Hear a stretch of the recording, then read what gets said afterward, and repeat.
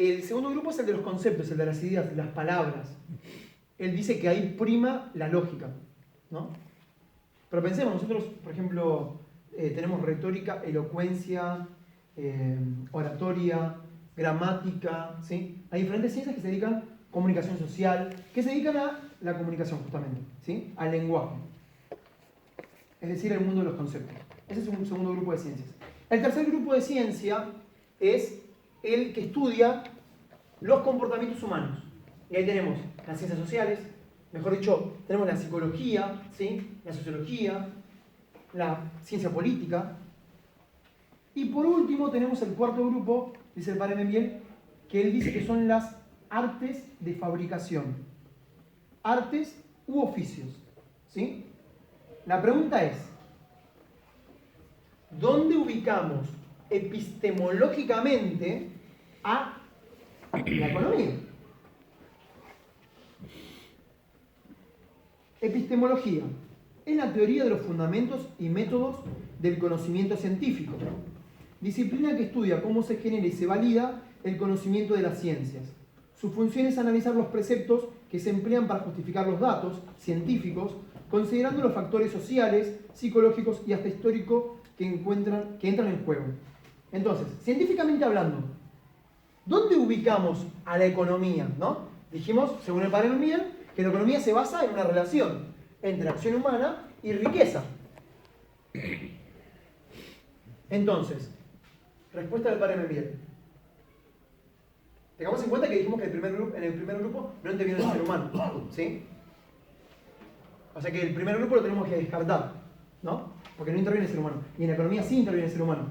Pusimos ahí acción humana. Pasemos al segundo grupo. En el segundo grupo dice que se trata de los conceptos, las palabras, ¿no? Ahora, ¿qué pasa? Algo importante que destaca el padre Membiel es que dice que la economía es una ciencia práctica. Es una distinción epistemológica. Quiere decir que, a diferencia de otras ciencias, que son denominadas especulativas, en la economía, si uno piensa algo, es para llevarlo a la práctica. Y él dice, bueno, está bien, supongamos que vos no lo querés llevar a la práctica porque lo estás imaginando y vos pensás, por ejemplo, en términos de salario, empresa, dinero, etcétera, ¿no? Bueno, pero esas cosas, ¿sí? Son fruto del pensamiento libre y realizador del ser humano. Es decir, que son consecuencia de una acción humana previa. Por lo tanto, vos estás pensando en cosas que ya fueron hechas y que existen. Entonces, especifica el padre Membiel que lo que vos estás haciendo, si querés llamarlo pensamiento económico, es el modo. Estás utilizando el modo teórico como en cualquier otra ciencia práctica. Eso dice el padre Membiel. ¿Y él de dónde saca eso? Bueno, lo saca de la escolástica, ¿sí? Que era la escuela, digamos, los estudios de la época del 1200, sobre todo con Santo Tomás de Aquino, ¿no? Él de ahí saca esas distinciones, ¿sí? Bien, pasemos, me queda el tercer y cuarto grupo. Ahí sí. Tercer grupo. Estudia los comportamientos humanos. Bueno, acción humana. Entonces uno tendrá que decir, bueno, entonces sí, ahí sí, ¿no? La economía la podemos ubicar acá. Bueno, pero hay un problema. Tenemos esto. ¿Y qué hacemos con esto? Porque acá no está el ser humano. Están los objetos materiales, son cosas inertes. Entonces, ¿qué pasa? Ahí entra el cuarto grupo. El cuarto grupo que trata de las artes de fabricación, ¿sí? Y ahí tenés, no sé, un arquitecto, tenés esas ciencias que saben transformar las cosas, ¿sí? Los oficios u artes, dice el padre Membiel. Entonces, conclusión. El padre Membiel dice que la economía tiene que ser ubicada en el tercer grupo por las acciones humanas y en el cuarto grupo por las riquezas. ¿Qué significa esto? Esto significa que, dice el padre Membiel, para entender bien la economía, vos necesitas el auxilio de las ciencias, de todas las ciencias, que te ayudan a comprender cómo funciona el ser humano. ¿Por qué se comporta como se comporta? Ya tenés psicología, ética, que ahora después voy a hablar de la ética, eh, política, ¿sí? Y todas las disciplinas, ciencia de la comunicación, lo que ustedes quieran, pero que tratan sobre el comportamiento humano, que te ayuden a entender cómo se comporta el ser humano. Eso por un lado. Pero a su vez, encima, necesitas el auxilio de todas las ciencias que te hablen de acá. De las artes de fabricación, ¿sí? De la administración de recursos. De hecho, tiene una frase, el padre Miguel en un momento llega a decir que la economía, por eso mismo, es una de las ciencias más difíciles, digamos, ¿no?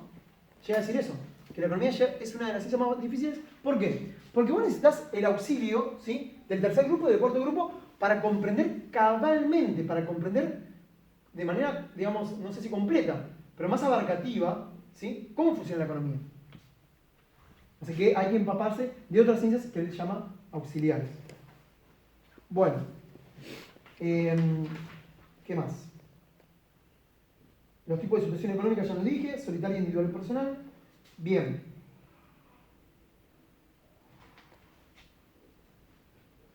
Yo había anticipado un poco el tema de las leyes, ¿no es cierto? Que teníamos acá de solitario, familiar y político. Eso significa que la economía nos ayuda a descubrir, ¿sí? Descubrir comportamientos. Descubre comportamientos.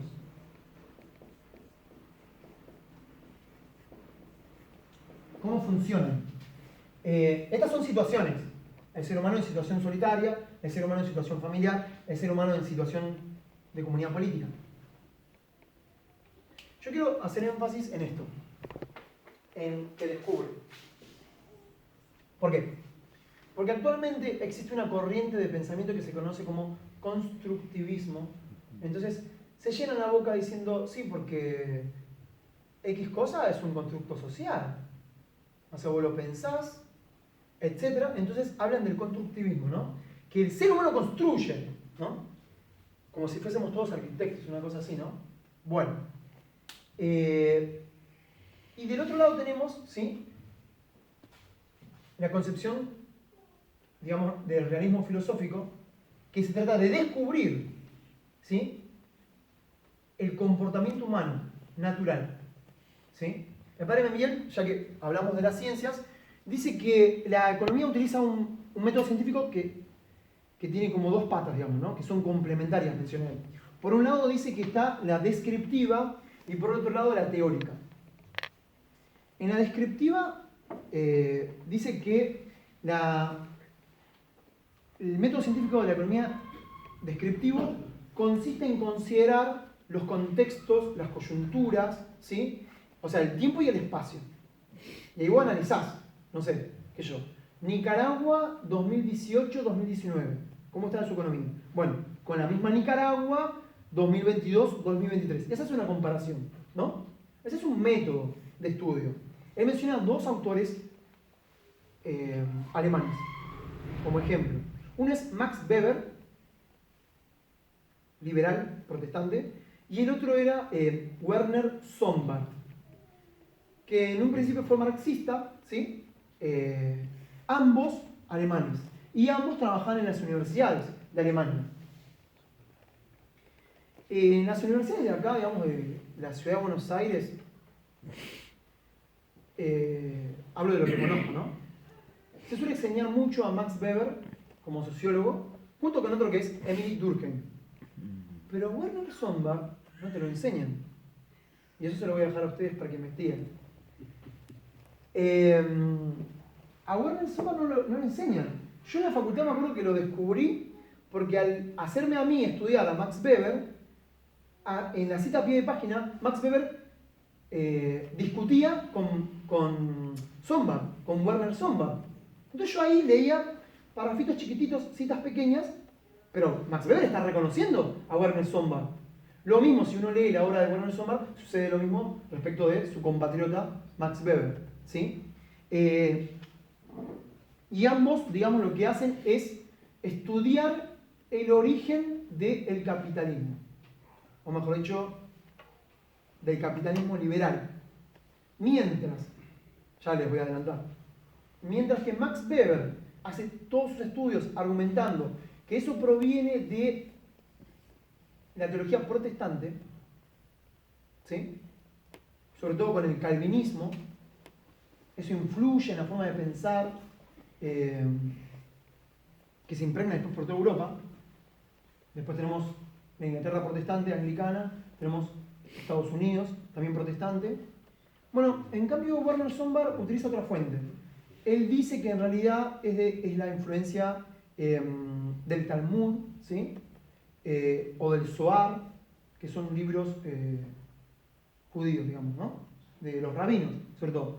Y de hecho era molestado por los rabinos de su tiempo en Alemania, Werner Sombart, ¿sí? Bueno, el padre Memmiel no hace ese desarrollo en 1953, el libro de 1953, pero sí lo hace, sí desarrolla más a Werner Sombart de 1936. Ahí sí. Menciona los dos, ¿no? Pero bueno, les quise dar solamente como ejemplo, ¿no?, de lo que es el método descriptivo en economía. Después está el método teórico, que dice el padre Memmiel, que es estudiar la naturaleza del ser humano, pero independiente del tiempo y el espacio. No importa cuándo. Porque el comportamiento del ser humano en economía siempre va a ser el mismo. ¿Sí? No importa cuántos años atrás, siempre va a ser el mismo. Por ejemplo, nosotros siempre bebemos agua. ¿Sí? De hecho, hace poco hubo una noticia de una chica crudo vegana, creo que era, que se murió de inanición porque consumía solamente comida cruda, vegetales, pero no bebía agua, consumía jugos de fruta y se murió. Entonces el ser humano necesita agua, por ejemplo. Es una cuestión natural del comportamiento del ser humano. ¿Sí? Bueno, no sé cómo venimos con el tiempo. Y estás por la hora y media, pero bien.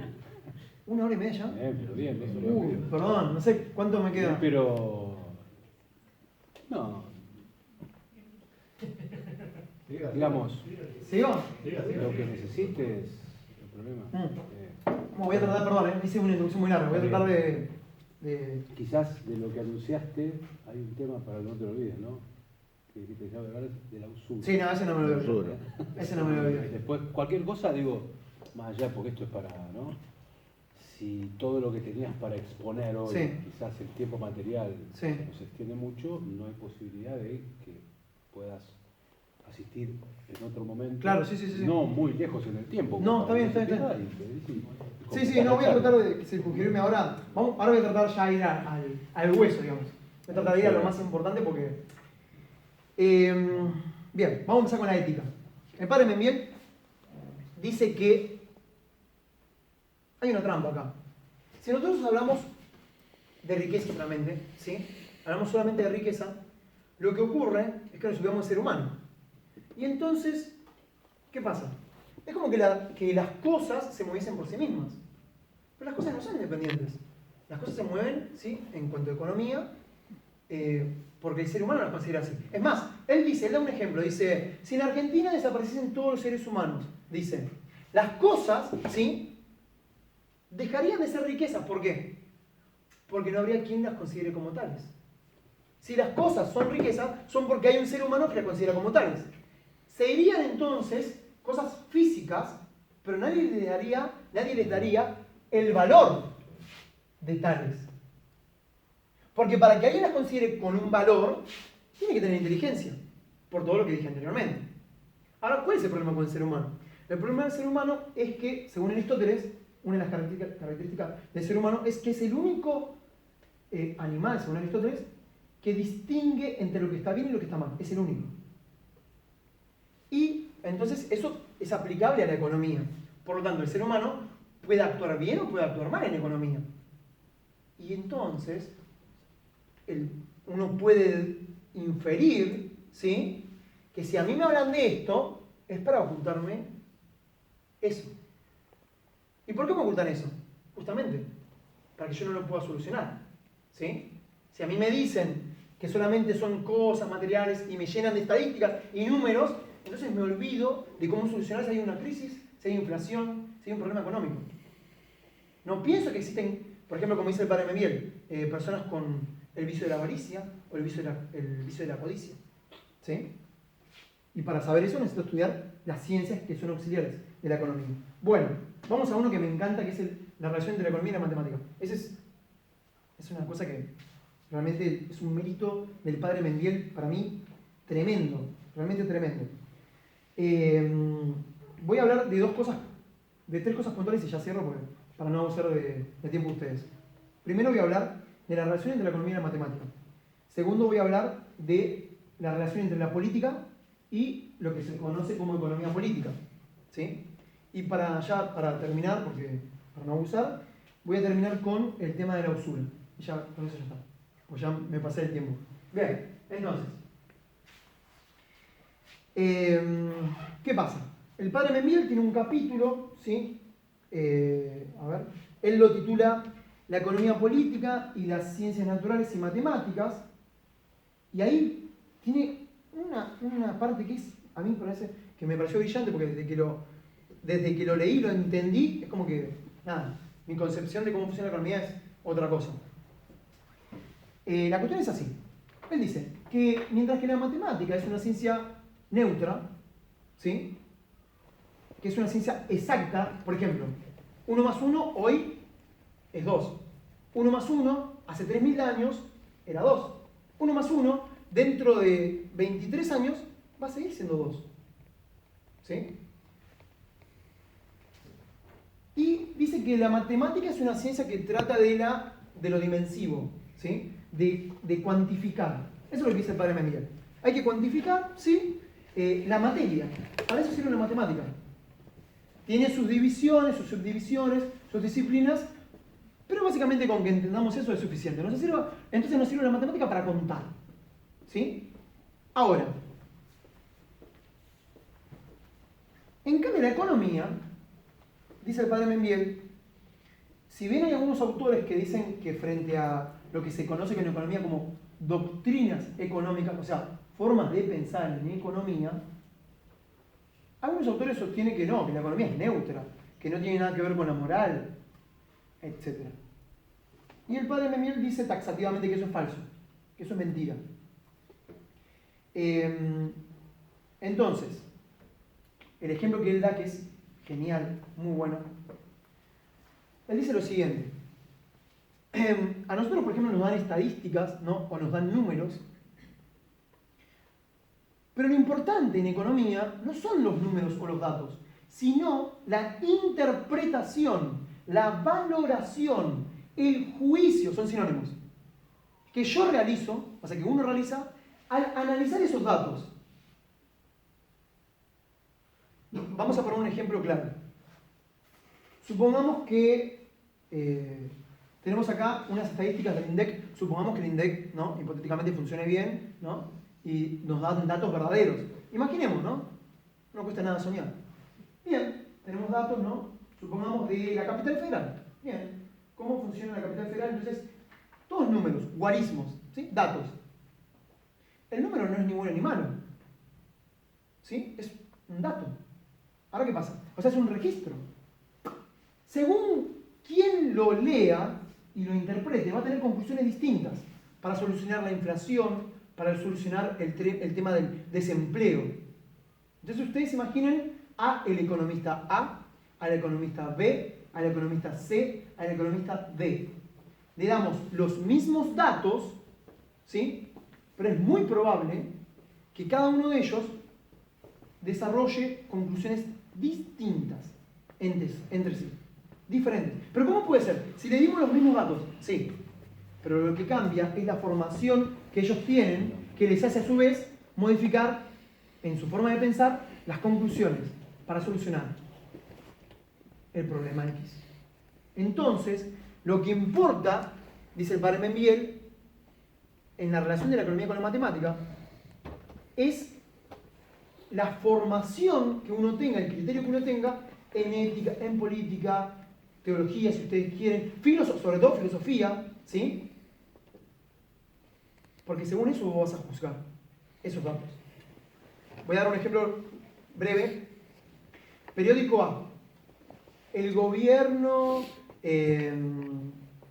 no sé, invirtió 10 millones en hospitales para la comunidad, bla, bla, bla, etc. Periódico B. El gobierno gastó 10 millones en hospitales y eso perjudica porque entonces las personas no van a... Y empieza a argumentar.